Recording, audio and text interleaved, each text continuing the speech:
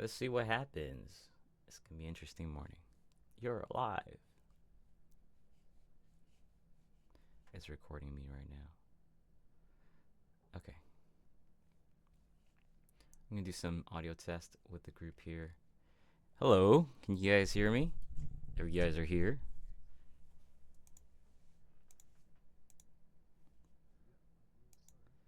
Oh, Sky, you can hear me. I'm checking with these guys. All right. I'm gonna leave slow mode off for now, unless for any reason you guys get a little bit crazy. Hello.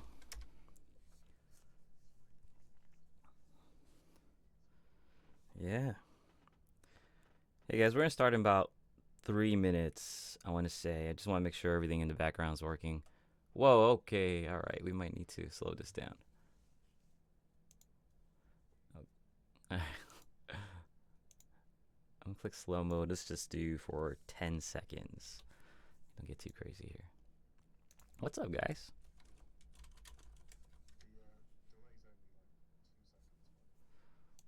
Okay. Well, it's up to you guys. You want to leave it on or off? Yeah, don't worry about the audio channel right now. It's just because actually, let me fix it so you guys don't trip up about it. Test. How's audio now? Both sides?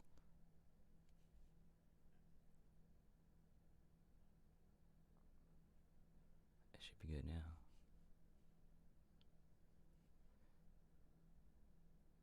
Okay. All right. Let's just click it on. Are you guys ready? You guys good? Okay. What is this? Okay.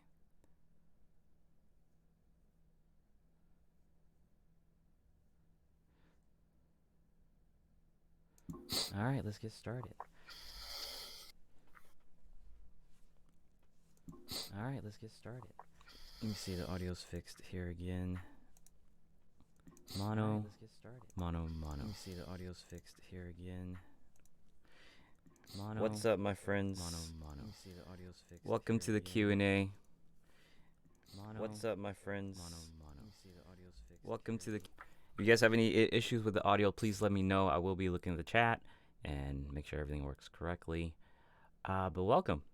We're gonna do some quick Q&A today. I haven't done a Q&A on YouTube for a long time, so I really appreciate you guys stopping by.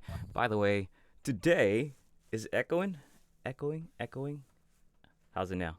Still echoing? Why is it echoing? Does it now? Oh, that's strange. It's good?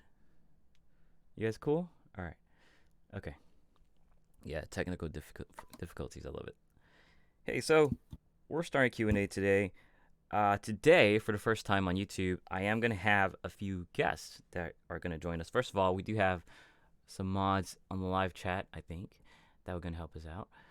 But today we also have two guests for our voice Q&A, including myself, and I have Annie and Scott. They're both from our Discord community, and they're pretty knowledgeable in their respective fields. So for you guys that don't know, you guys aren't from the actual Discord, Annie is a really helpful admin there that's also really great with his nutritional topics, and he's studying nutrition. And well, you can do your intro a little bit better than I can, Annie, so if you'd like to tell him who you are, please go ahead. Absolutely, thank you. Yeah, so as said, indeed, nickname's Annie. If you want to know anything from me, just give me that notion. I'm based in the Netherlands right now, live in Sweden. I study biochemistry. If you have any questions relating to these topics, then please shoot. Cool. And of course, we have Scott also from the Discord. He's a mod there, and he's a great mod. And go ahead, Scott. Let him know how you sound and who you are. Awesome. So I'm Scott. I'm based in the UK. I'm in the middle of England at the moment. My so-called expertise, as it were, in quotation marks, would be more strongman competitions and slightly into powerlifting. So anything to do with either of those and/or programming and sorting out any routines, that kind of thing. So yeah, I answer to most things really. Cool. So thank you for both of you for dropping by and joining us here on the live stream. First time in a while. But yeah, let's do some questions. You guys have any questions? Go ahead and ask now. I can't scroll back up because there was way too many questions. So we'll start. And of course, there's super chat. If you guys want to do a little bit extra donation, hook it up. And also make sure you get your questions answered. But that's up to you guys. If you guys do have a question, please ask now. I'll try to catch it. I might miss some questions. And you're Scotty. If you guys see a question you guys want to answer, let me know. If anything, I'll shoot it over to you guys whenever I feel like, you guys can do a little bit better answer than I can. So let's get, geez, that's a lot of questions. I'm going to start with Costo. Hi, PictureFit. Does it matter how often do you eat, like 2,000 calories per day over 5 meals, or 2 meals, 1,000 calories per meal? So this question is asked a lot, and if you look anywhere, you always look at meal frequency, and you see a lot of people throwing way different types of suggestions, and it's a tough question sometimes because it can get very convoluted as far as why they're doing it. But for the most part, what matters most is your total intake. So if you have 2,000 calories that you have to hit, and you hit it with 5 meals, that's cool. If you hit it with 3 or 2, that's okay too. What I will always suggest is that you do make sure, if you do 5 meals especially, is that you do have some sort of protein source for all of them. And the difficulty of 2 meals per day is that you will have to also get the same amount of protein within those meals unless you're supplementing, which is a little bit more difficult. So my recommendation is to stick with your own frequency and see whichever frequency works for you in maintaining the goal that you have. And that's really the biggest gist that you have to take out of it. And we already have a super chat. Thank you. Let me see what that is. By the way, Scott and Annie, if you guys ever want to butt in, feel free to do so. I know sometimes I might not give the clearest answers, and if you guys want to help out, then please do. So Keith, thank you, Getting Keith. my reading already on the extreme deficit question. There's gonna be a lot of strange questions. So Keith Borger, I believe you're a new Patreon member too. So thank you, Keith, for supporting the live stream and Patreon. Thanks for stopping by. How does an extreme calorie deficit affect your metabolism? And I believe we were like you said, Andy, we were covering this, or we were looking into this not too long ago. Just yesterday, we had like a little bit of a discussion with other members on the Discord. So if you want to chime in on this question first, feel free to do so. Yeah, because I guess that a lot of people have heard already about the fact that extreme deficits can cause a metabolic slowdown. Now, what does that mean? Basically means that your body is going to burn less and less and less over time, the longer that your extreme deficit is going to keep on. People would say that your metabolism gets broken, right? Please stretch that out of your mind immediately, because your metabolism is actually a highly resilient system that will immediately bump up back to its original level, right? So as soon as you start eating on your maintenance again, that it would have been, then your metabolism will pretty much immediately start adapting to that, and in a matter of days, mostly for some people it just takes hours to get back up to speed. So in that case, when it comes to extreme deficits and metabolic effects, they're usually temporary. Now, what is important to note here, however, is that an extreme deficit is actually putting your body in through points of stress. See? So we have cells in our body, and the most important thing here to note is that these cells need energy. And how do they get energy? By the food that you eat. Now, the food that you eat, as soon as you lower that a bit, then you will notice that your cells are going through serious moments of both metabolic and energy stress. Okay, now metabolic and energy stress are going to affect your muscle protein synthesis, for example, okay, which is a part of your metabolism, because metabolism is based on two things: anabolism and catabolism. See, so muscle protein synthesis in this case is anabolism, muscle protein breakdown is catabolism. Now, important to note here, as soon as you go into a lower, like an extreme deficit, your cells will go through stress, and that will promote muscle protein breakdown. So that's the thing that it will do to your metabolism in a way. The other one, and that is what we indeed talked about on Discord, is what do we call it again? The extreme deficit and adherence to diets, okay? So when it comes to adherence and extreme deficits, those two practically never really go hand in hand. So if you are looking to lose weight, or if you are looking to lose fat, then please do consider the fact that you would really do better to just go into a moderate deficit than an extreme deficit and try and keep it. Um, you know, try keep it slower than you would want it to go. Have patience, basically.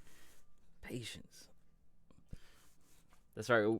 There's another thing that we touched on, just yesterday about this topic, and it's the idea of weight regain. So the thing about having extreme deficits, as far as we've seen in some research, is that being in the actual deficit and actually having a plan is great. But if you ever have issues of sticking to the plan, or you do fall off the plan, then we see a very high likelihood of people regaining the weight, and it's mainly probably because they just had a really, really crappy diet beforehand, or eating very, very little, and that led to a flux of increase, and also those metabolic effects that occur as well. So it's, as far as practical standpoint, extreme deficits can be an issue for that situation where you don't want to regain the weight so quickly. But in fairness, I did a little bit of research yesterday about this topic too, and we do see that people do lose a lot of weight, and there are many instances where they keep that weight off with an extreme deficit, and then they kind of transition to something that's a little bit less extreme, and that worked for them. But again, as far as like my personal recommendation, always try to stick with something you can actually stick to over time, long term, instead of trying to do something that is like trying to hit a goal for like a deadline that is unfeasible or just doesn't make much sense as far as health. So thank you, Annie, for the answer. Appreciate it. I do have another question here. I missed the super chat. Let me go back up. I saw it earlier. I think it is Knight Rider. Okay. How do you check your own bias? In this case, I mean, when do you far do you research to find contrary studies info, or stop short of searching? So checking your own biases is really difficult as far as a self-reflection, because we all kind of dig ourselves into our own biases, and a lot of times we just don't recognize it, and that's okay. As far as we're all humans, right? We want to believe the things we want to believe. That's just how it is. Now, for myself, one of the best ways I check my biases after I make a video is by actually reading the comments, right? Even though there are a lot of people that might disagree with me, I don't think I'm doing myself a good service if I just ignore them and just call them a hater or something, right? So what I try to do is to actually read comments, and sometimes I go out searching for comments that are contrary to what I'm putting out in my videos, and see what they're trying to say and where they're coming from, if they have research to support what they're saying. So if it's clear that I might have missed something, then I'm going to do my due diligence and actually try to fix that. And it's funny because you say that, because right now I'm working on another video that's going to be pretty much discounting a previous video that I made, and I'm going to make sure I make that connection where, I looked at this study and it said this, but now this new study is saying something completely else, and I got to fix that, and I got to make sure I give out the good information. If I don't, then you guys are being fed the wrong information, and then my biases obviously will show. So as far as before I actually or make a video, I do try to look at as much research as I can. I usually try to seek out any meta-analyses or systematic reviews that are for a certain topic, because they pull all together the studies that are relevant to whatever topic I want to discuss. And then I'll make sure I jump into those studies too that they're covering, to see how accurate they're portraying the actual study in the meta-analysis, to make sure everything sounds right before I actually jump into and release that video. So thanks for the question, Knight Rider. Thanks for the super chat. But yeah, I do my best to try to check my biases, just like everyone else should. But of course, there will be time that I might not do that, and I will rely on people like yourself to kind of pull me back in a little bit. But thank you. All right, so I'm falling way behind questions, but I will try to answer a few more, and let's just keep going. What did I major in college? I majored in kinesiology. That's from Bryce Crow. I'm going to scroll all the way down. Sorry, guys, if I skip your questions. there's just too much. There's just too much for me to follow. I did see. So do me a favor. My eyes do fixate on the ones where you put my name in, PictureFit, and I will try to answer those. Not that I'm trying to ignore everyone else. It's just there's so many questions right now, and I don't want to skip you guys over. So do my eyes a favor and make sure you put PictureFit within your comments, and I will try to answer them. PictureFit nutrition supplements soon? No, never. Never, never, never. Speaking of biases, that's one way to build a very strong bias. If you have a financial tie to your biases, and having supplements would most likely do that. So, not for me. When am I going to do a face reveal?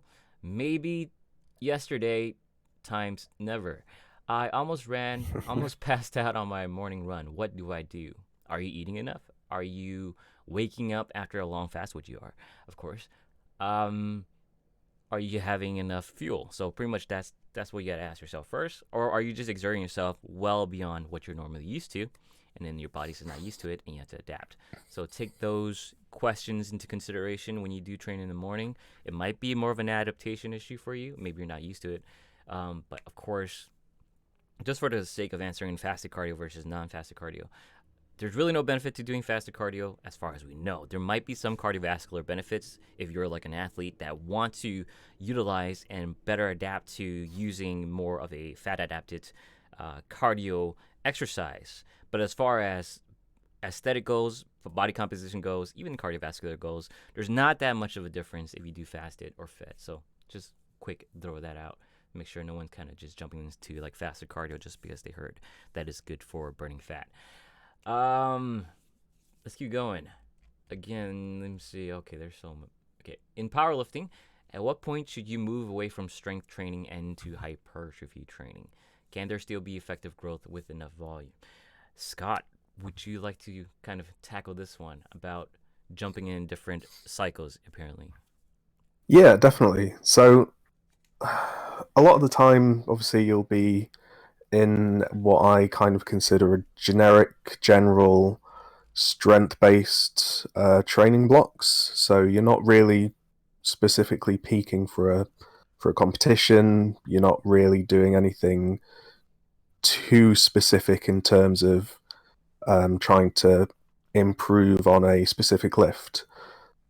And that mostly, from my opinion and kind of the people I train with, is the vast majority of your training. So you'll spend most of your time on that kind of training block. Then you'll spend maybe 8 to 12 weeks, depending on how long you want to, for peaking for a competition. And then you'll spend maybe a week or so tapering down after the competition. When it comes to hypertrophy blocks, the most common one I've seen is to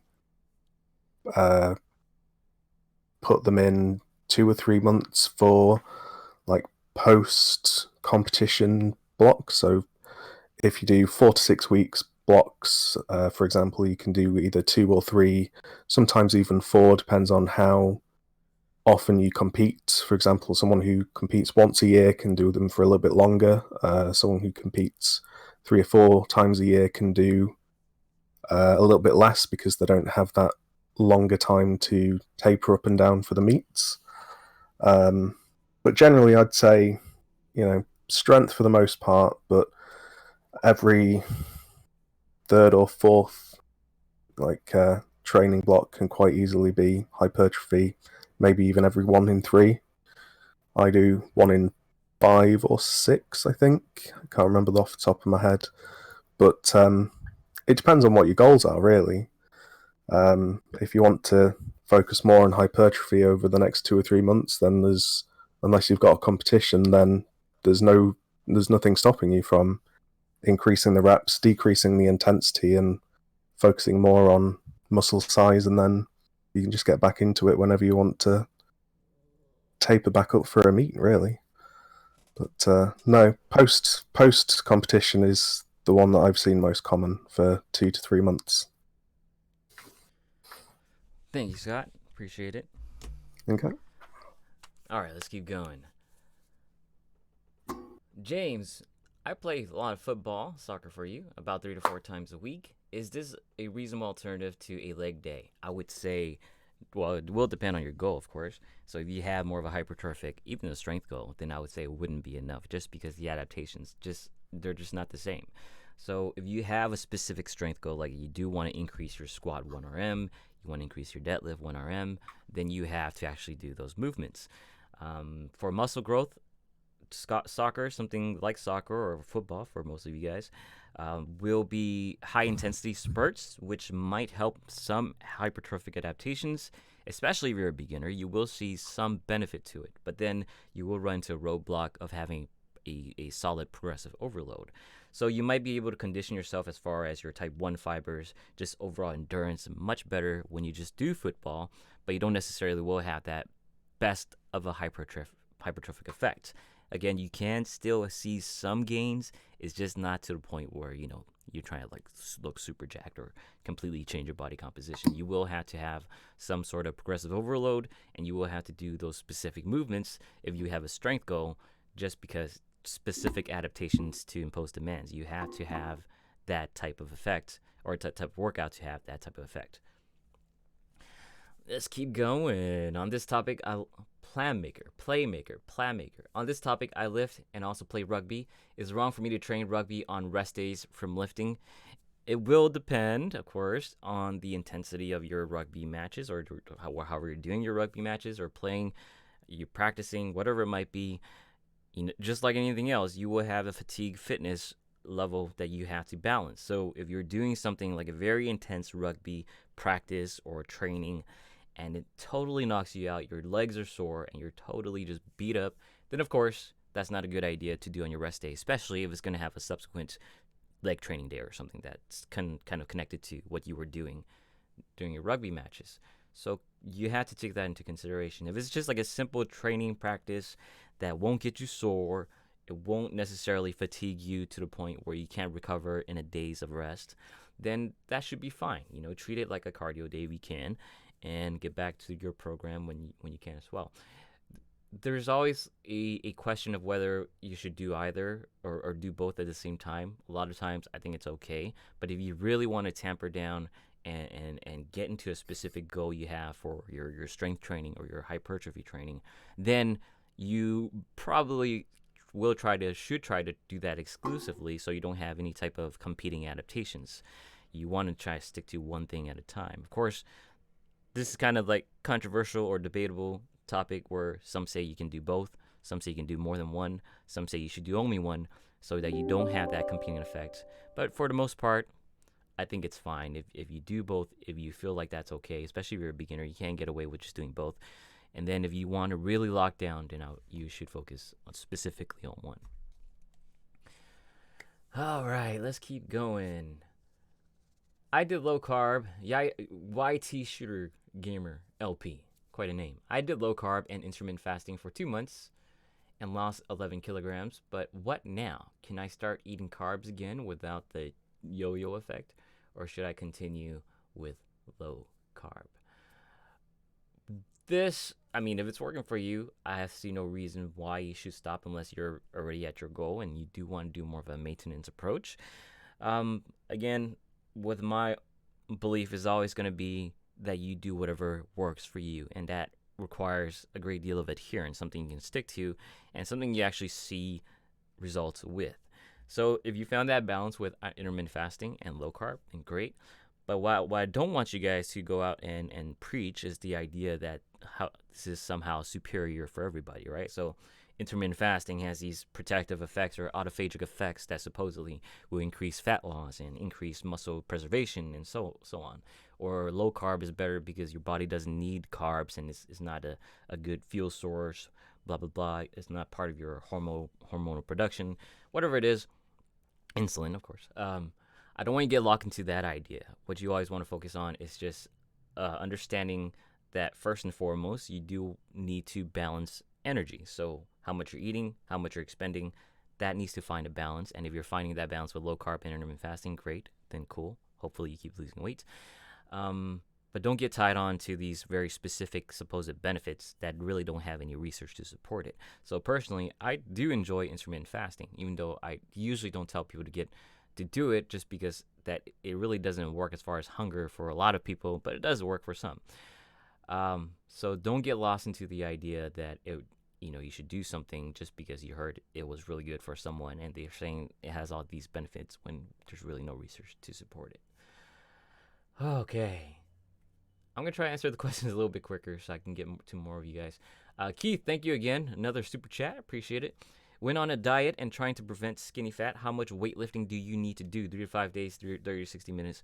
So, skinny fat, losing weight, whatever it might be, usually your training doesn't change much. If you have already like a hypertrophy block or you're already doing something that's catered to strength, and especially if you're a beginner, then I would suggest that you just stick with it. Just pay attention to how your body responds to it. You might be sore for longer.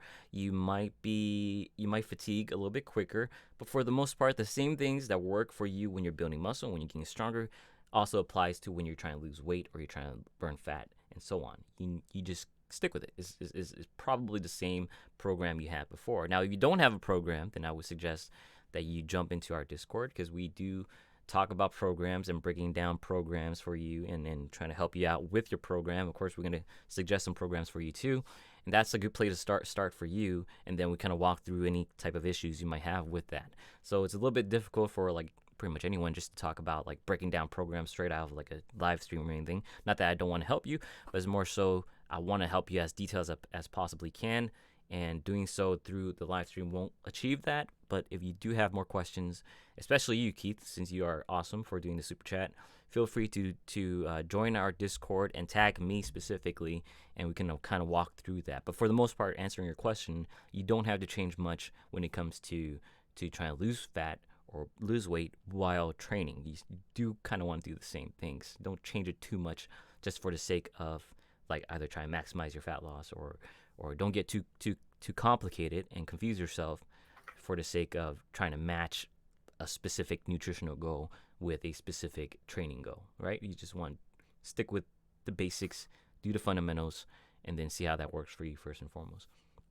But thank you for the question, and thank you for the super chat. Can you increase your height after age 16, and how much by more than 2 inches? It's all genetics for the most part. Always do your best to get your nutrition at this point of your age, especially you're 13, 14, 15, 16, whatever. You're going to be able to grow for quite a while. I believe the max or the time that it kind of stops for most people is around 20 to 25 years of age. So if you're 16, if you're 15, you have time. So do whatever you can to take advantage of that growth spurt that you might be experiencing now. Get your food, get your protein, get your carbs, fats, everything. Just eat. Make sure you're eating enough. Train.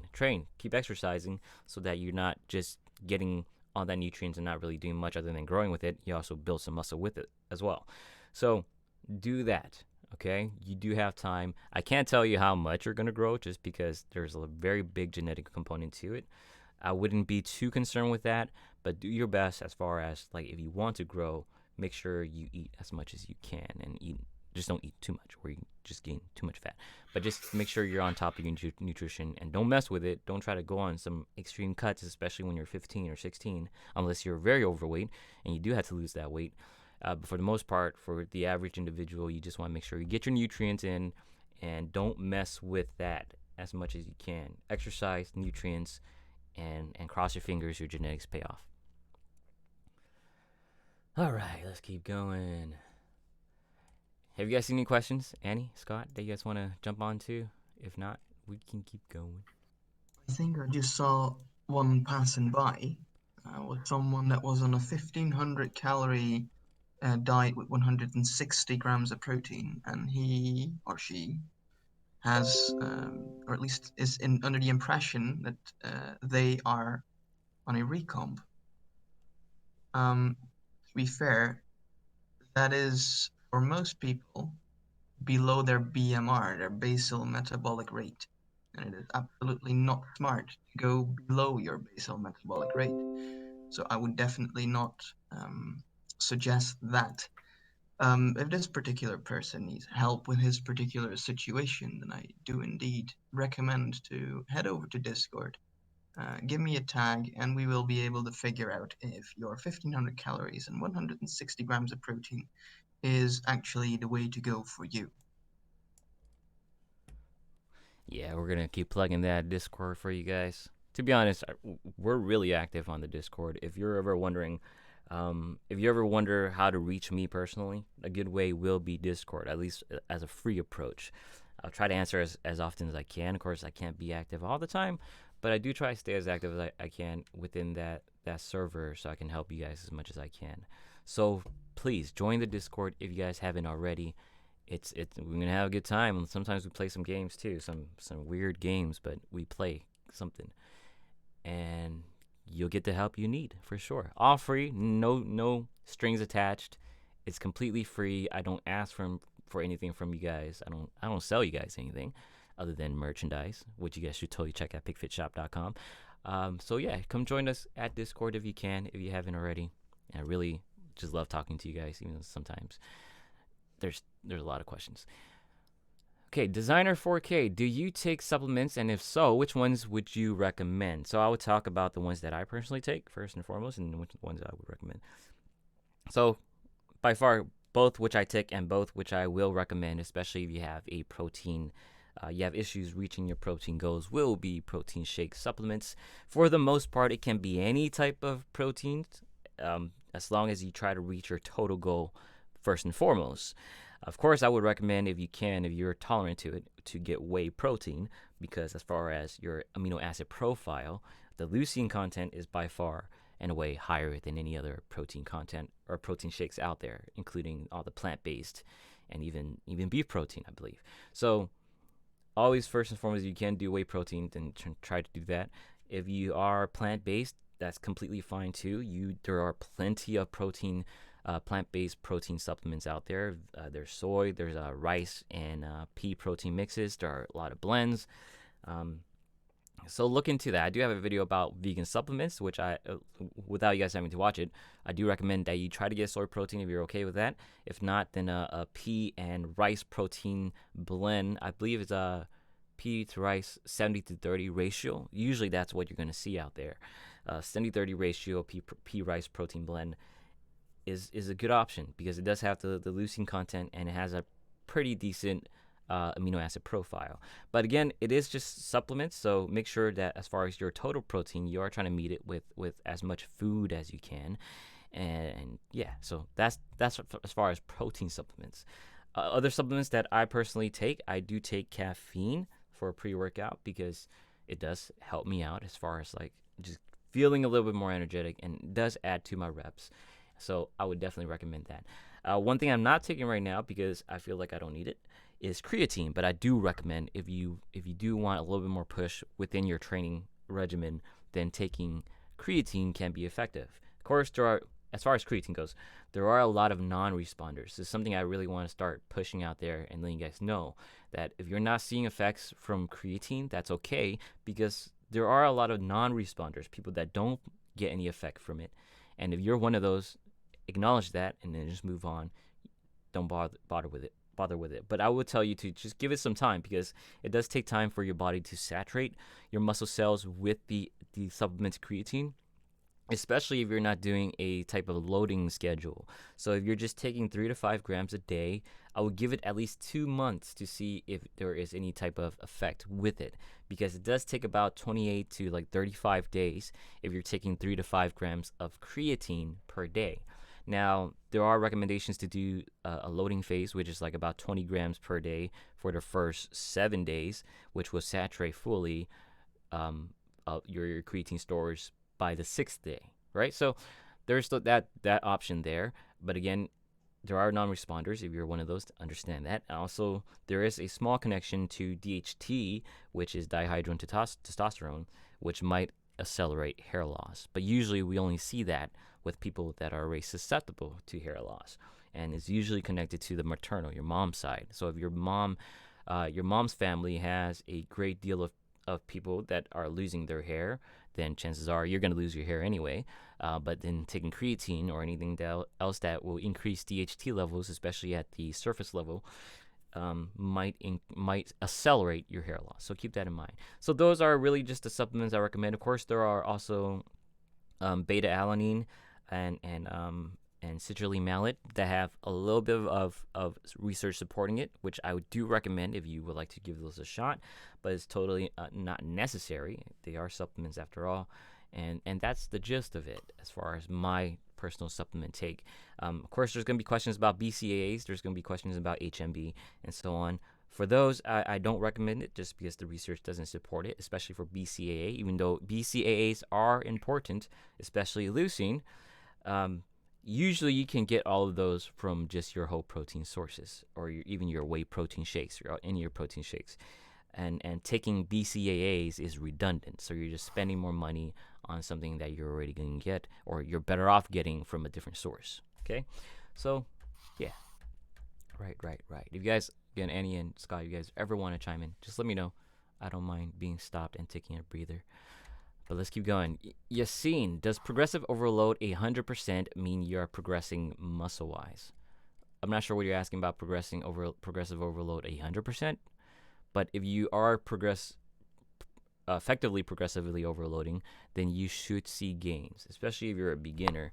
You should see gains on a regular basis, week to week, even sometimes for some people, session to session. So if you're not seeing that and you're a beginner, then you're probably doing something very wrong, and you got to kind of jump on that.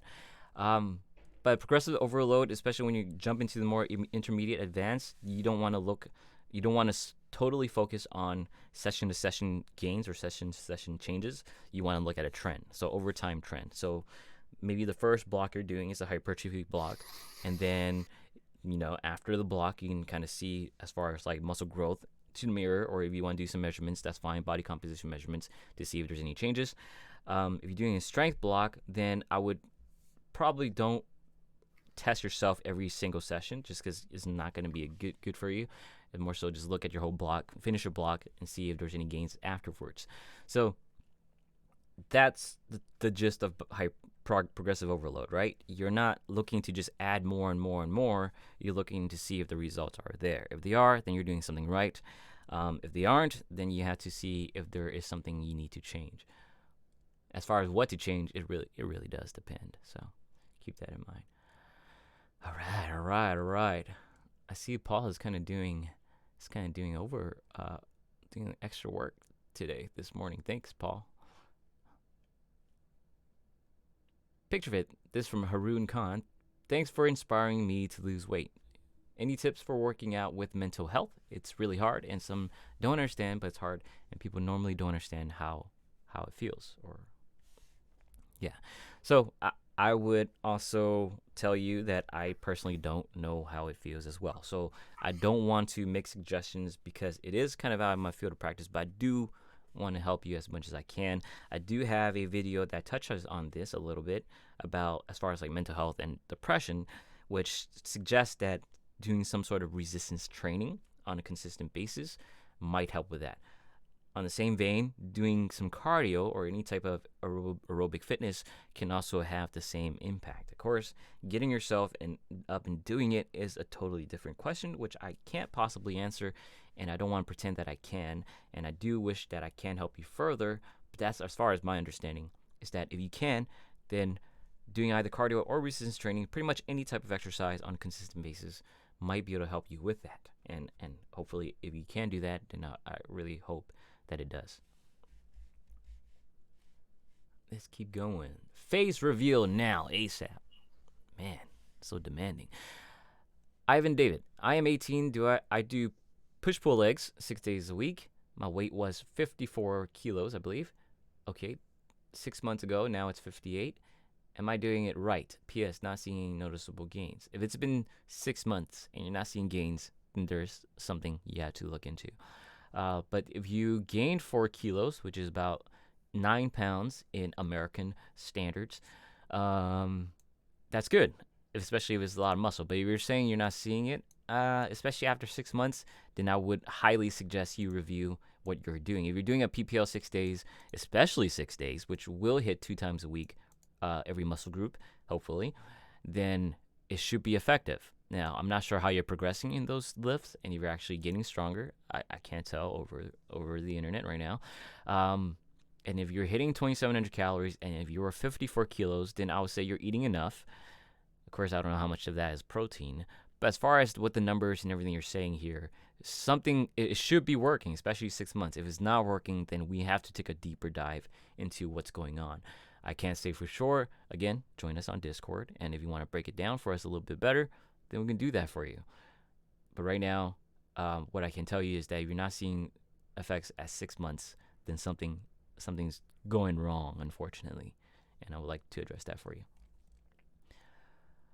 Now, Ku, how does bulking work? Like, I just want to build some muscles, and my weight is average, I think. Do I have to eat plus 200 calories and enough proteins also during rest days? So bulking, you're just trying to eat above your total daily energy expenditure. Just like you said, you want to eat plus 200 calories, which can be an effective lean bulk approach.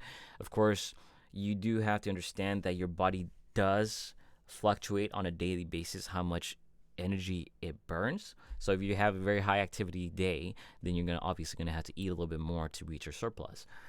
So keep that in mind. But as far as your other question about eating enough proteins, I would say when you're trying to build muscle, you do still want to hit that 1.6 to 2.3 grams per kilogram of body weight protein goals that I usually recommend. So luckily, when you're trying to build muscle, especially if you're a beginner, you don't have to hit very high levels. You just have to hit enough. So usually that is around the 1.6, 1.8 grams per kilogram body weight. But I do recommend that you try to shoot for 2. So how much do you weigh? Did you say? Okay, you didn't, but that's okay. Let's just say you weigh 80 kilos. So that would be about 160 grams of protein per day. But make sure, first and foremost, well, both really at the same time, is that your training program would call for that high of a protein intake. So if you're just taking extra protein and not actually doing a sufficient workout, then it doesn't really make much sense. Of course, it's going to help you preserve muscle a little bit better, but you need that type of stimulus, that training stimulus, to really increase that hypertrophic effect. So keep that in mind. And do stay on as far as your rest days, yes, you do want to stay on a surplus, especially if you are into your bulking on rest days as well, unless you're talking about recomps, but that's another question. Let's keep going. What kind of split should a basketball player look for? Looking for fast twitch fibers do. I only have access to dumbbells and body weight. I really do appreciate this stream. And plan to buy your merch at PicFitShop.com. Pre-orders going on now for hoodies, 15% off. As far as the type of exercises for your basketball and training fast twitch fibers, you just want to work on that type of training as far as like basketball goes. You want to work on those explosive contrast loading types of workouts. So say you want to improve your hops or something. One way to do so is that you do want to build that squat strength, and you do want to build some sort of like hamstring and quad strength. So squats would be great, but you do want to do some sort of contrast loading. So what people usually do here is that they do heavy squats, not too heavy where you completely fatigue yourself, and then also superset it in a way with something that is a little bit more explosive. So you do your heavy squats, and then you jump into something like a box squat or something like a reverse box jump, then or do something like a reverse stretch reflex box jump. So that kind of builds that power and fast twitch effect. So for the strength training component, you're stimulating those fast twitch muscle fibers. And then with the power component, you're learning how to motorly recruit. I never said that before. That's funny. To recruit all those muscle fibers at the same time to provide that power and extra force production. So it's a double adaptation effect that both focuses on fast twitch muscle fibers. So that's one way to do it. For basketball, you might want to work on just overall endurance as well. You want to maybe look into hits. Maybe you want to look into resisted sprinting.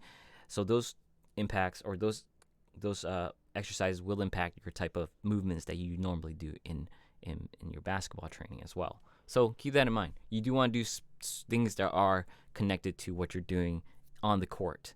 And then, of course, if you do have a very specific strength training goal, you'll focus on that itself. But if you do buy my merch, thank you. Appreciate it. PicFitShop.com. Okay, let's keep going. I'm going to try to siphon a question for either Scott or Annie. Let's see if I can find one that might be more connected to you guys. I think I already did for a nutrition topic. How does intermediate fasting affect cholesterol levels besides fish oil, flaxseed, exercise, eat healthy, and lower body fat? Any advice to lower cholesterol levels? What do you guys think? Hi, Scott. What's that? Ronnie? Oh no, I mean I'm fine answering this one. But, Yeah, anyone feel free to do so. all right, I'll just go ahead with it. Um, I am not exactly familiar with the effects that intermittent fasting can have on your cholesterol levels. Cholesterol levels are, for the largest part, caused by either your genetic information or your um, body composition.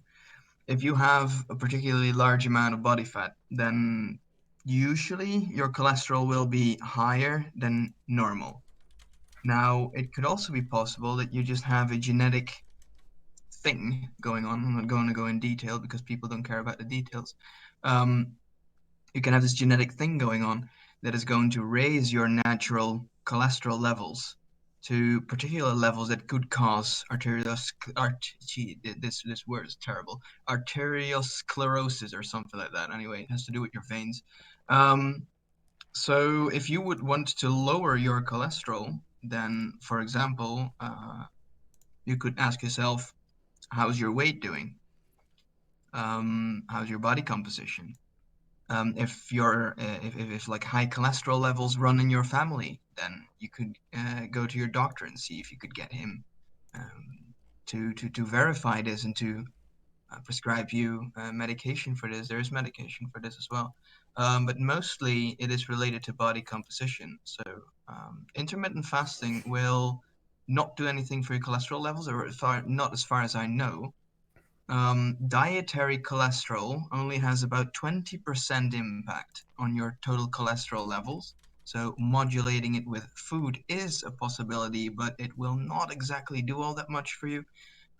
So yeah, I would say look at the causes, the probable causes.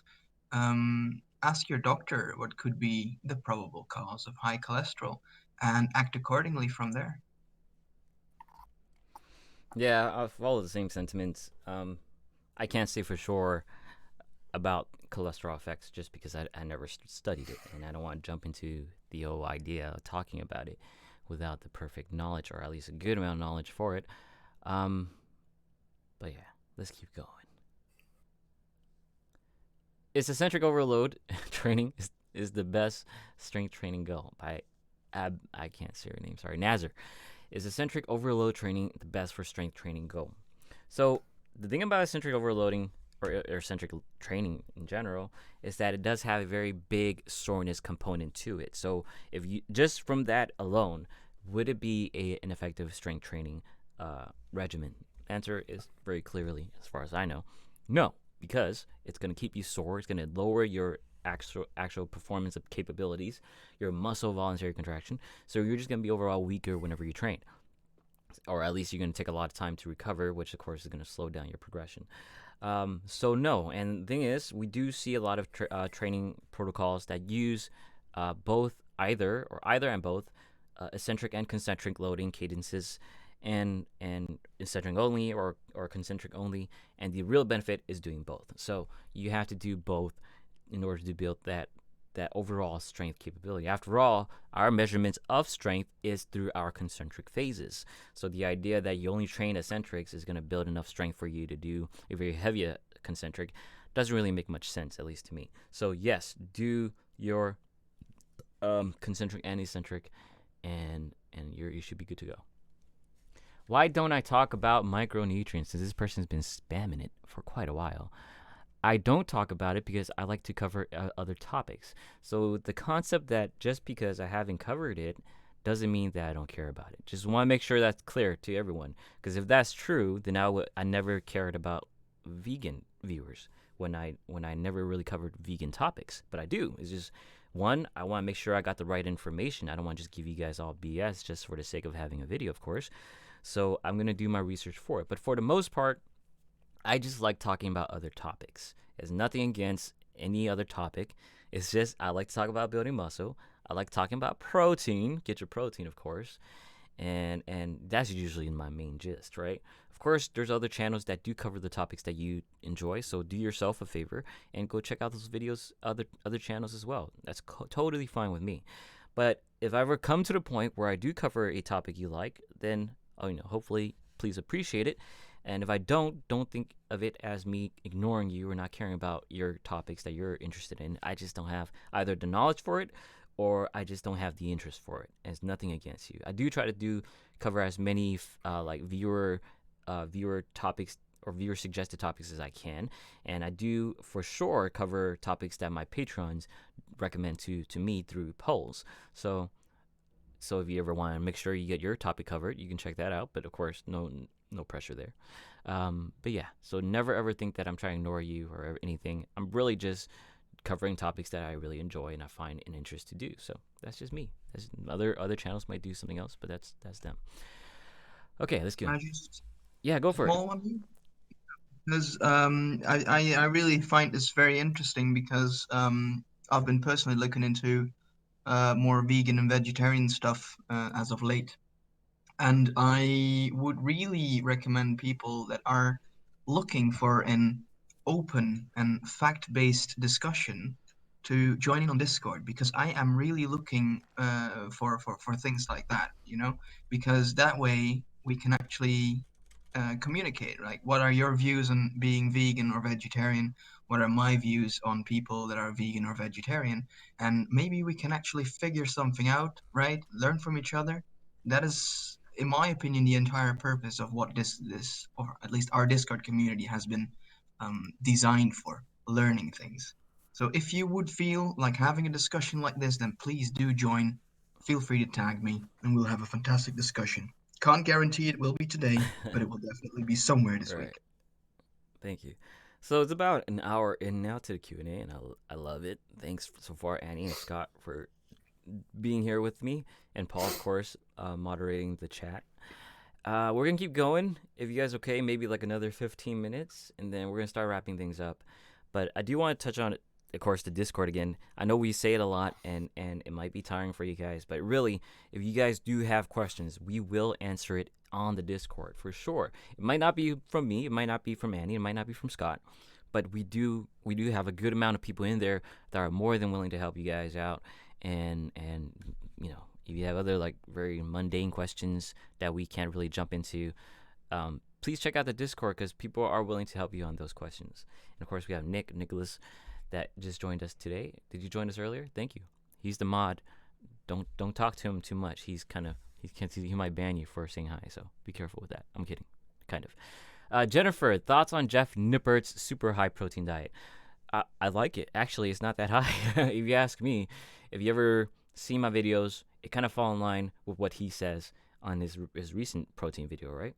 Which I did watch, which is great. So one person I do recommend you guys check out, other than myself, first me, is Jeff Nippert. So please check him out if you guys can, because he has a lot of great information, a lot of great videos out there. But as far as his high protein diet video, completely agree for the most part.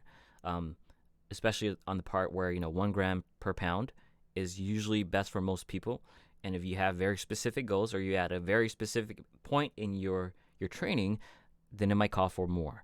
And usually it never calls for less, unless you have a kidney related or some sort of disease that protein might affect. So keep that in mind. But yeah, Jeff Nipper is great. Jeff AthleanX, he's cool too. I don't really watch his stuff, but I've seen some of his stuff before, and I think he's cool too. At least better than a lot of others out there that might be more interested in selling stuff versus actually helping. So Jeff Nipper is definitely one of those that are on the better side of the coin. So let's keep going. 15 minutes in, or 15 minutes left. We're gonna try to knock it out as many questions as I can. And yeah, what's up? There was one about deadlifts, or deadlifting heavy and impacting vertical jump heights. I think a few minutes ago, I think he was saying how if asking if deadlifting heavy would impact your vertical jump or not.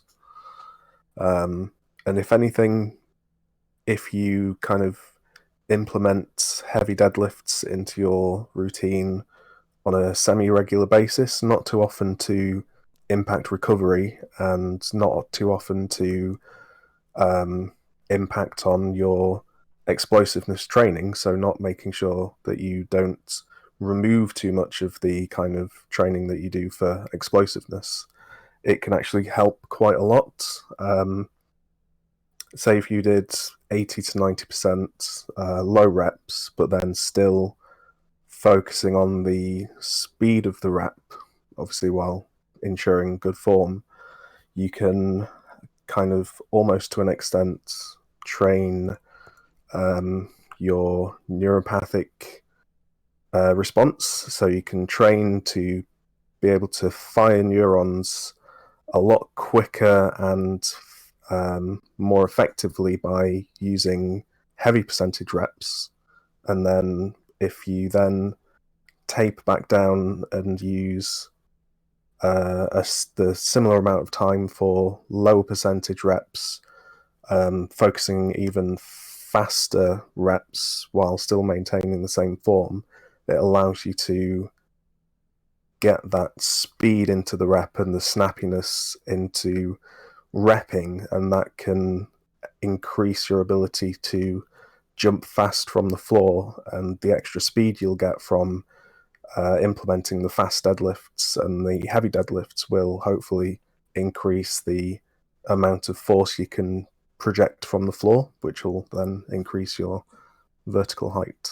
Nice. So putting it into your routine smartly, heavy deadlifts, even though they look slower, because you're training your muscles to fire a lot quicker and a lot more effectively, you can use them effectively for explosiveness training and vertical jumps. Yeah, thanks, Scott. Yeah, that's kind of similar to what we kind of discussed before with the squats, where you want to have that extra fast explosive component with that heavy strength training component. So completely makes sense. Let's keep going. How often should I go to the gym to lose weight?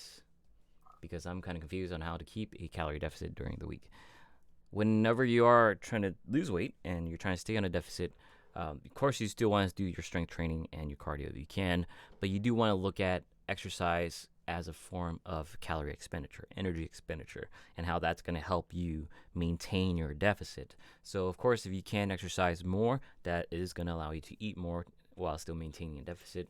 But it's all of the balance, right? You can still lose weight without going to the gym at all if you just eat at a deficit on a regular basis.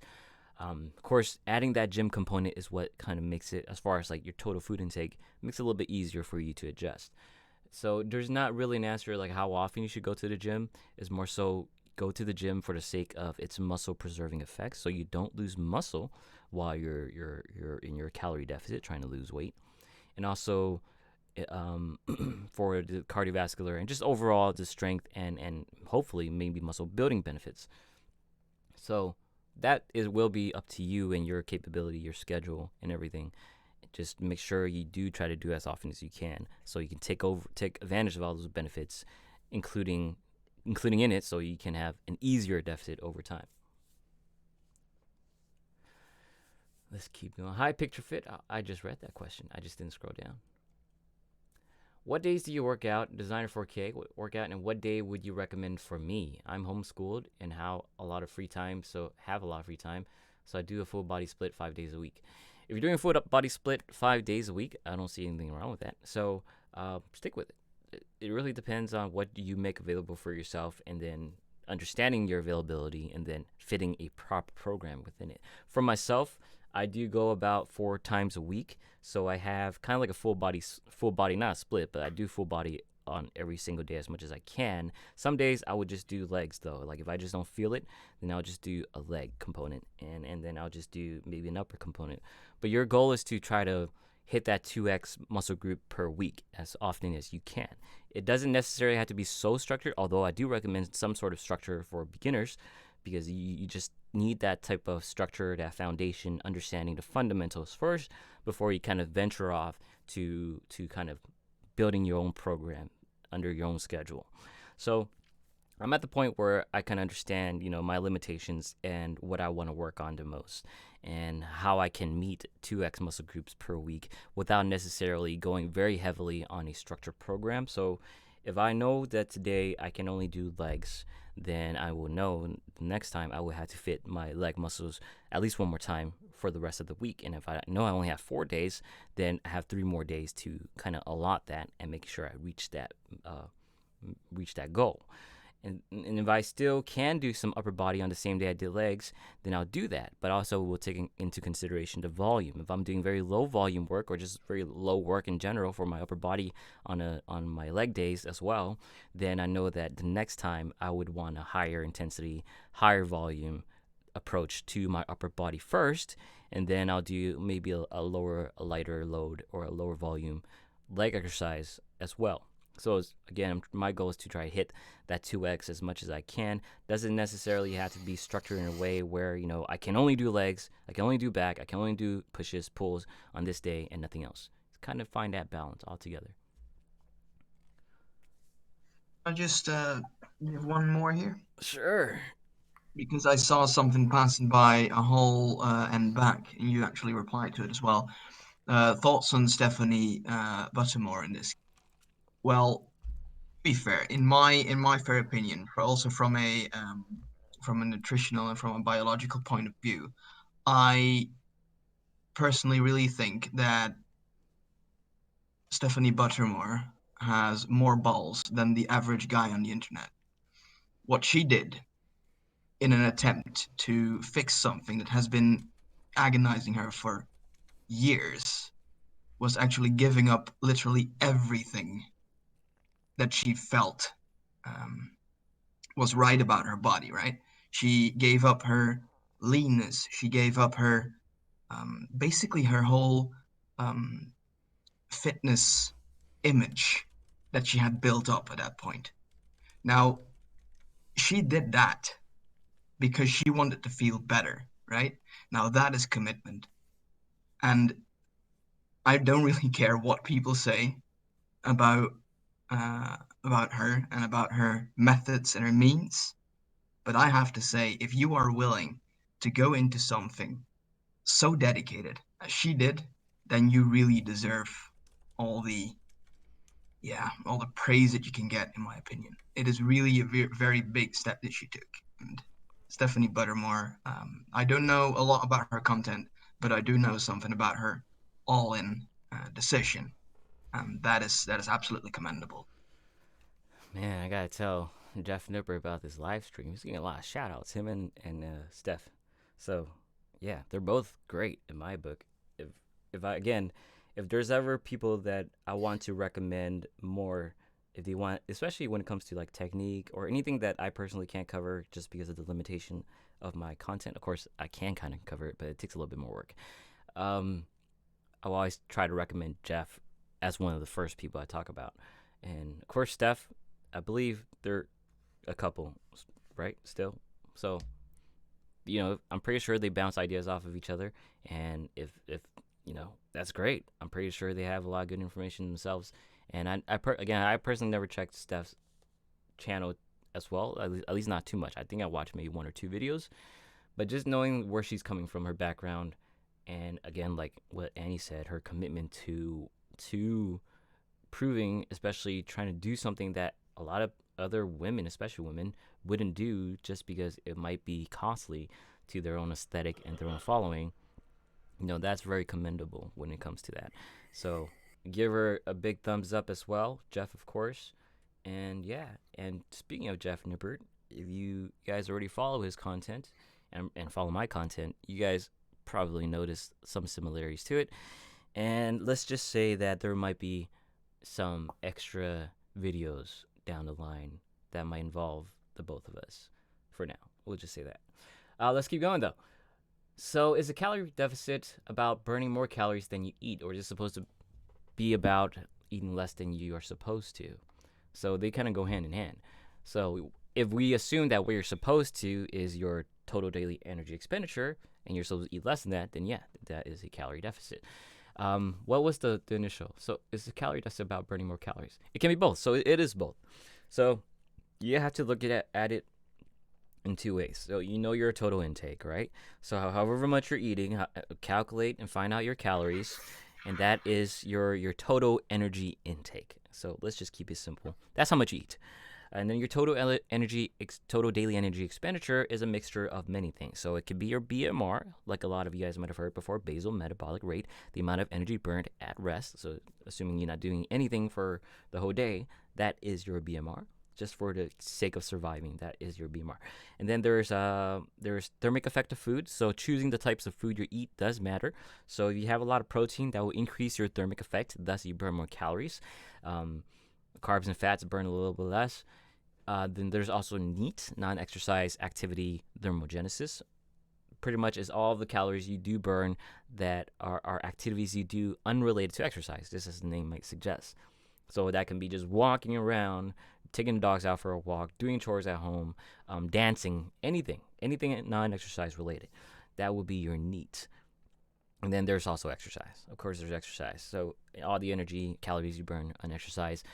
Put all that together, BMR, NEAT, TEF, thermic effect, and exercise. Put that all together. That's your total daily energy expenditure. Your goal is to be below that if you're trying to lose weight. Of course, there's more nuance to that. Of course, you don't want to just say, oh, if it fit your macros, oh, if it fits your calories, then you're fine. There are more nuances to it, like what type of exercise, or like how much exercise can you deal with, your fatigue levels, the type of macronutrients you're eating, like more protein. So if you have more specific questions you want to dive into that, check out the Discord. That's all I can say.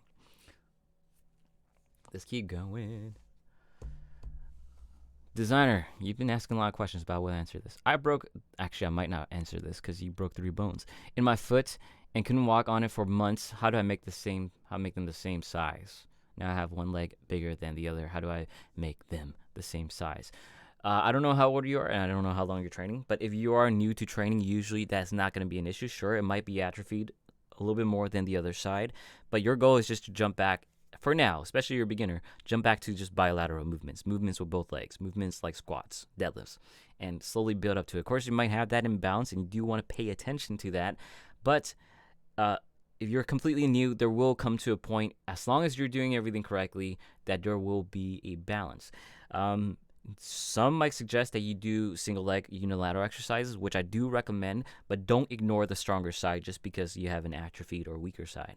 So you do still want to train that side. You might just want very heavily focus on one side more than the other in a sense, and then you can build that unilateral strength, and hopefully that can help as well. So, but first and foremost, I always recommend, like, if you have like a very minuscule or just like a small imbalance between the two sides, do focus on bilateral movements first, because usually it can fix by just making sure you lock that on. But do pay attention to compensation. So if you do have a weaker side and your body started leaning to the right side just because your left side is weaker, then you have to pay attention to that. Then you might want to do more of a rehab work or more unilateral work, or focus on synergistic work that will focus more specifically on the weaker muscles. Okay? So hopefully that makes sense. But if you can, work with a physiotherapist, because they will help you walk through that as much as you can. Hopefully you get a good one at least. Are calorie counters on machines accurate? Short answer, no. Long answer, no, but it still can be used in a way. So calorie counters, are you talking about like wristwatch and smartwatch that count your calories?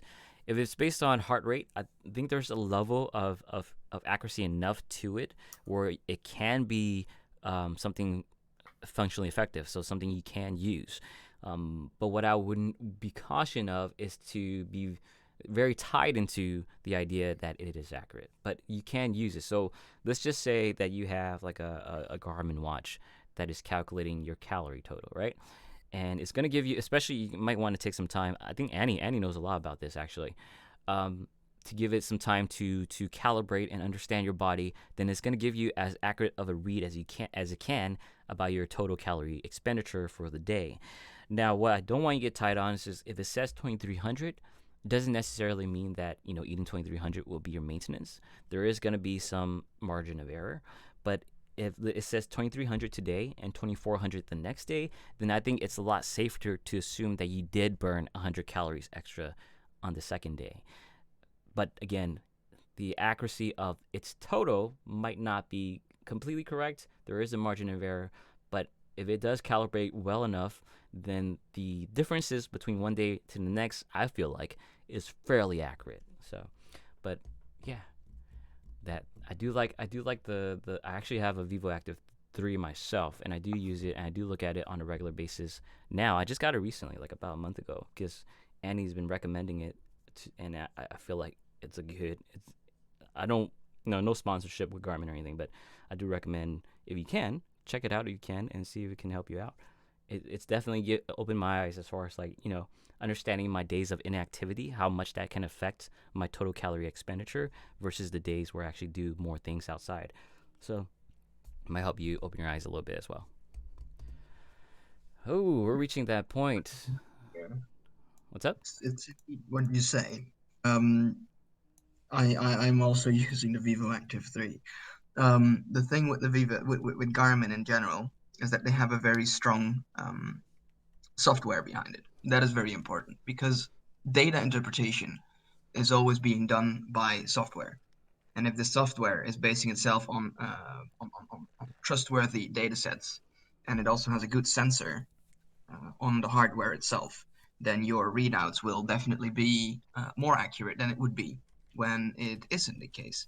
Um, the fact that I say indeed that or at least that you said that I also told you that there's a calibration time has to do with this sort of machine learning that is happening.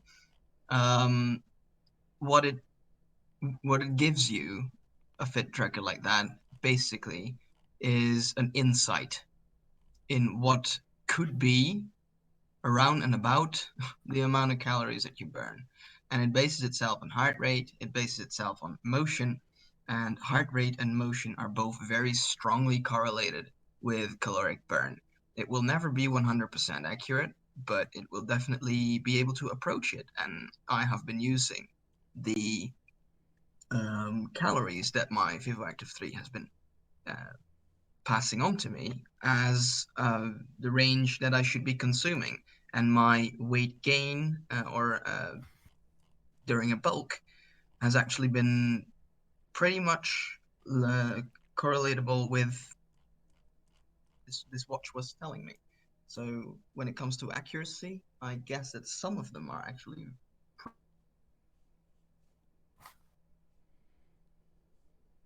Danny cut off there. Annie, where'd you go? Sorry, that's literally all I had to say. Oh, there he goes. It kind of cut off there. Sorry about that. But yes, I do like the Vivo Active myself, and I do think it's a pretty good wristwatch. Again, if you want to check out yourself, the Garmin Vivo Active 3. No sponsorship, just something that I've been using personally, and I do like it. I do very like it. All right, let's do some fast questions and answers here, because we are wrapping up on time here. It's been about an hour and almost 15 minutes, and don't want to take more of Scott and Annie's time. They've been wonderful with us, and we'll do more of this, so don't worry about it. I am going to try to do more live Q&As in the future, so don't trip if you're not getting your questions answered now. And if you don't, you can check out the Discord. But don't trip about it just yet. If you want to join us next time, or just if it was, if they're back, then they're great. And you have a question for them, please ask them too. But I'll try to do as many as these as I can, because I do enjoy it. I do like talking to you guys.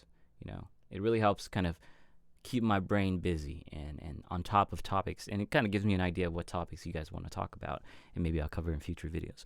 But yeah, I'm going to answer some questions really quickly. Again, chime in whenever you guys would like, Scott and Annie, but I am going to try to go fast. Trying to increase bench strength. I'm benching twice a week. What's better? Both days 3x5, or one day 3x5 and one day higher reps like 4x10? If you're asking these questions, my interpretation is that you're not following a very solid program, because if you can have these type of fluctuations and ask these type of questions, then that means you're kind of winging it and doing your own program. If you can do that, and if you're really proficient in building your own program, then great. Keep going, then you probably shouldn't be asking me. But I'm assuming that you're asking in pounds, 190, 195 pounds. Congrats, that's not too bad. But do follow a program. Instead of trying to ask all these questions, just follow a program first. I guarantee you all your questions will be answered fairly easily by just following a program. In fact, it might actually help you not ask any questions, just because of how effective following a structured program can help you. Of course, do so in our Discord. We have plenty of programs we can walk you through, and we can break down your program a little bit more if we need to do that. Calorie surplus or deficit for returning trainee body recomposition. Okay, it really depends on where you are, what your goal is, and starting point and end goal. You have to look at that. And then, of course, there's going to be a very specific approach to it that will be better than others, but you have to be much more contextually forward. I just don't know exactly what you're talking about because I don't know where you're starting and where you want to end. Again, if you have more specific questions you want to ask, Discord, of course. But for now, even like if I just look at that, I can't tell you. I can tell you that if you have like an excess of fat and you're a male and you're above 25% body fat, then for sure you might want to do some sort of cutting focus. Of course, if you're on the other side and you're kind of like a hard gainer that is at 11% body fat but very, very little muscle mass, or even like 16% body fat and very little muscle mass, then of course you might want to do more of a bulking approach or even like a body recomposition if you have the willpower to do so. But it will take me understanding where your starting point is before I can actually suggest specifically for you. Do that in our Discord if you can. I'm going to try to read the questions that don't have my name highlighted because I feel like I'm not doing you guys a service by just skipping you over just because I don't see the highlight. There's Go for it, Scott. one asking for both how to increase your deadlift grip and regular grip versus mixed grip. I think it was Jennifer. My quick answer for the mixed versus double overhand, which is regular grip, would be if you can increase your grip strength and do double overhand, it decreases the risk of injuring your bicep on the underhand, whichever hand you have the underhand on, just because it reduces the amount of tension and flexion on your bicep, so it reduces the risk of rupturing the bicep, which isn't a fun thing whatsoever. In terms of increasing the grip for deadlift, you can do things like pinch exercises, so you can literally just take a 5 kilo or a 10 kilo plate, pick it up by the thin edge and practice pinching that, so you can do that kind of thing. Or you can do heavy farmer's walks, which is either picking up a couple of heavy dumbbells or you have proper farmer's walk implements. You can use those for increasing your grip strength for like 20 meters runs or walks. That'd be helpful. What was the other thing I did? I did something called suitcase lifts, which is essentially you have a normal Olympic bar by your side and you pick it up like a suitcase and hold on to it, squeezing the bar as much as you can for a few seconds, 10, 15, obviously on both hands, so you don't get a one hand grip strong and the other hand not. But kind of adding all those three into deadlift days or something like that will be able to bring that grip strength up, and then you can use double overhand and not risk that bicep injury, because rupturing a bicep it'll take you out of the gym for quite a long time. Yeah, I saw those videos before. They're kind of brutal. I can't see. Yeah, they're not fun. Yeah, Takes a few months out of the gym as well. especially if you don't have that structural strength, your ligament tendons, you're just not used to it, and all you do is deadlifts. That's crazy. So yeah, take care of your joints, guys. Like for the most part, just don't mess with joints. So I do want to touch on this, especially all you guys here. Your joints and your ligaments usually recover slower than your actual muscle tissue. With that in mind, just because you might get stronger or your muscles feel more full, your muscles are getting bigger and everything, it doesn't mean that you're fully recovered and ready to go again and again and again and again. So of course that's why deloads are always recommended as far as my end. But you do want to pay attention to how your joints are responding. If you're feeling inflammation, if you're feeling any type of discomfort, especially around your joints, pay attention to that. You might need more recovery than you think.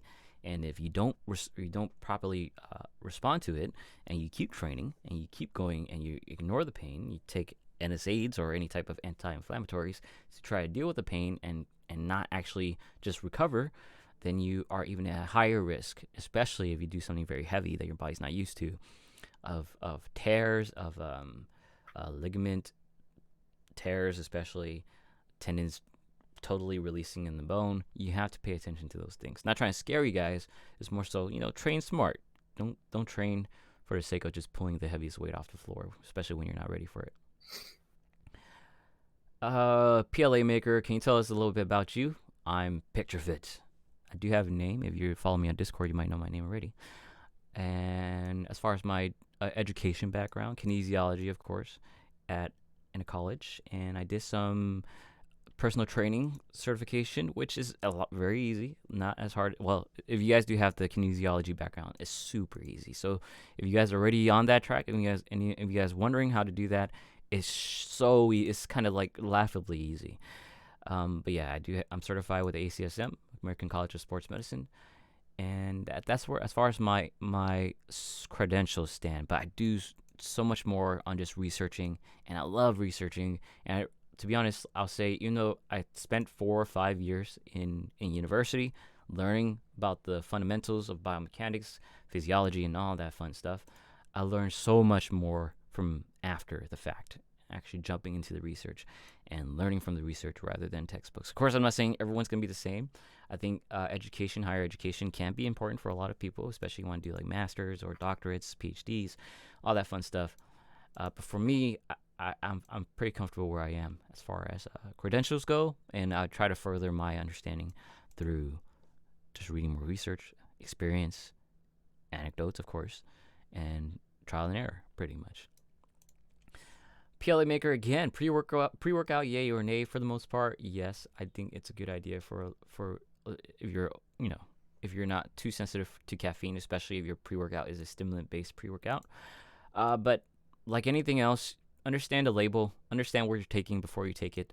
Don't just take it just because I say, hey, pre-workouts can be effective. Understand what pre-workout you're taking. Drop sets versus regular sets for building muscle. Instead of looking at them versus each other, you can do both of them. You can do regular sets for your first 3, 4, or whatever, how many sets you're doing. And then your final set, you can do a drop set variation. And that's a good mixture, just like how you kind of approach failure training, right? So you can actually do failure training with drop sets.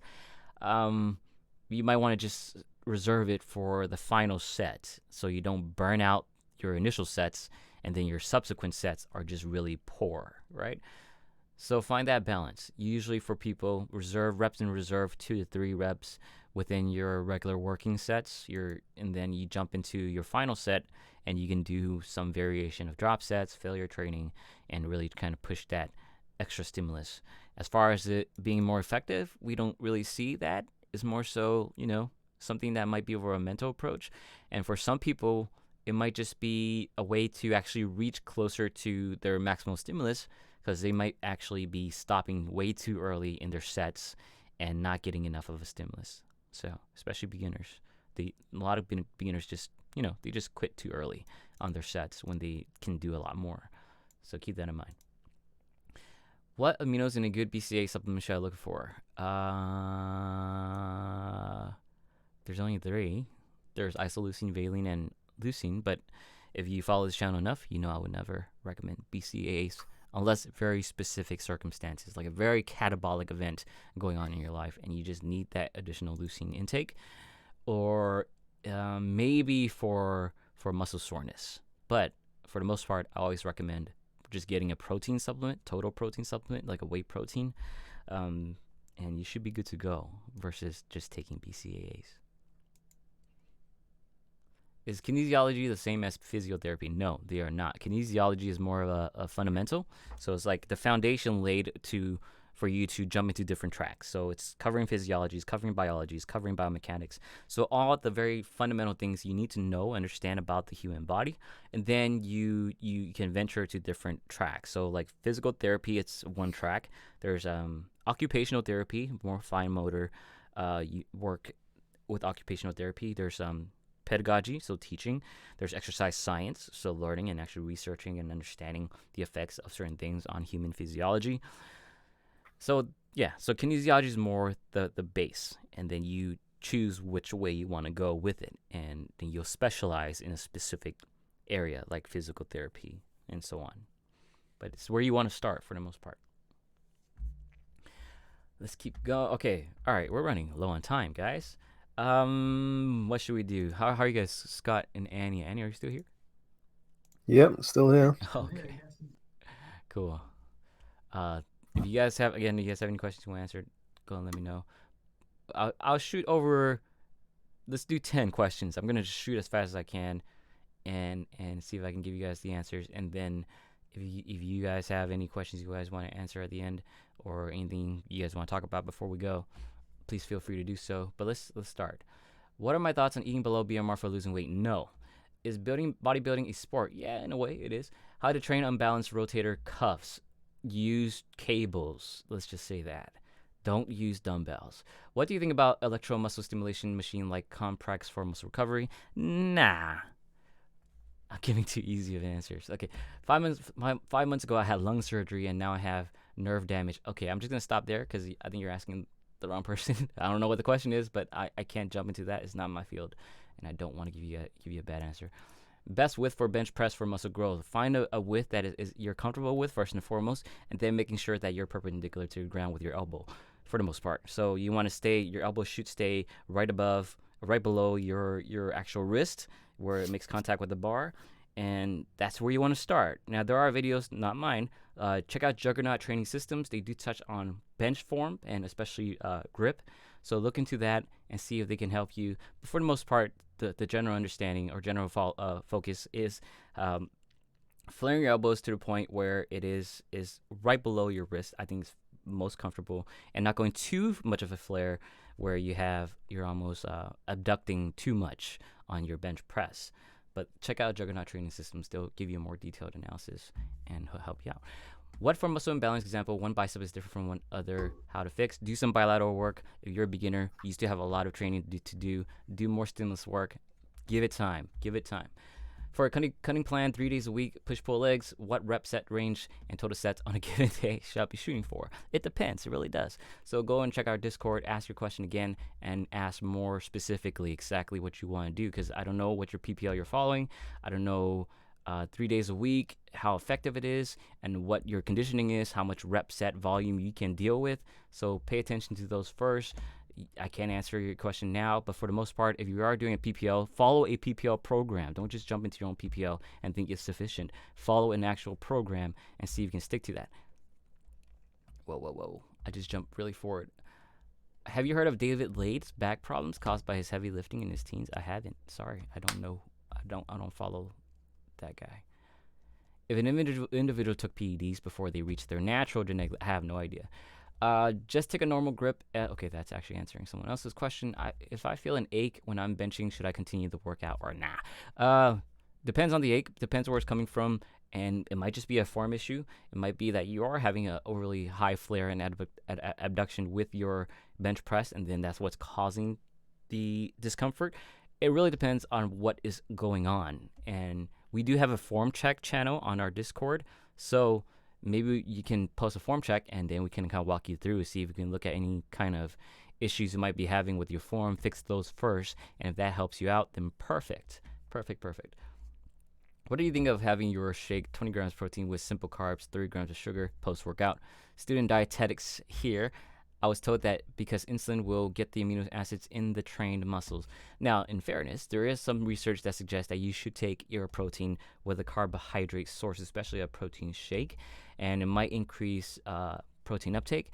I haven't really dived into this too much, and I did want to make a video about this, but that's what my general understanding of it so far goes. Like, there might be a benefit to take your protein with a protein source. But when it comes just to overall absorption, you do want to have a mixed meal anyway, right? You want to have like a carb component, fat component, your micronutrients if you need it, and then a protein component. And usually having some sort of whole meal is beneficial, especially for slowing down that rate of digestion and allow your body to absorb the extra nutrients that you're taking in. And it does seem that especially if you have a high protein intake. The stream isn't. That was weird. I think it went down, right? Yeah. Was the stream going though? I think it's still going. No. Looks like. There we go.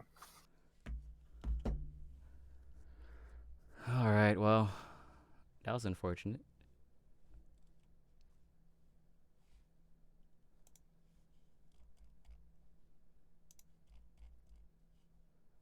Is it live again?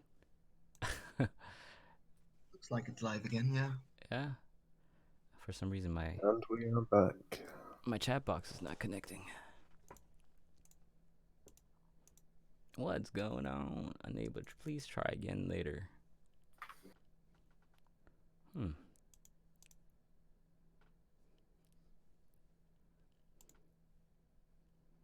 How will I be able to connect it again?